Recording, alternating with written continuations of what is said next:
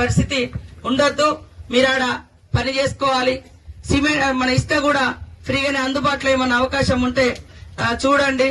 DFO గారితో మాట్లాడండి. Collector గారు ఇసుక కూడా ఫ్రీగానే ఇస్తాను కాబట్టి వాళ్ళు ట్రాక్టర్లు పెట్టుకుని తెచ్చుకుంటే ఒక ఇంటికి ఎంత ఇసుక పడుతుందో ఒక లిస్టు రాసి వాళ్ళకు ఒక చిట్టి మీద సర్టిఫికెట్ ఇచ్చేస్తే వాళ్ళు తెచ్చుకుంటారు.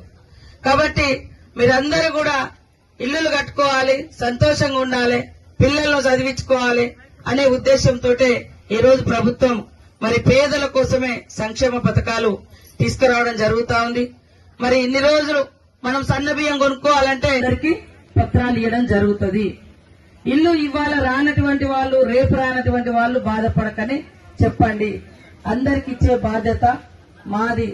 ఈ మండలాల మీద కూడా మీ బాధ ఏంది, మీకు ఎట్లా వ్యవస్థ సరిగా వ్యవసాయాలు ఉండవు, పంటలు ఉండవు, ఇబ్బంది ఉంది కాబట్టి అది కూడా మాకు తెలుసు. తప్పకుండా ఎక్కువ ఇల్లులు కూడా పెడతా ఉన్నాం, ఎక్కువ మందికి వచ్చేటట్టుగా. మీరందరూ కూడా సంతోషంగా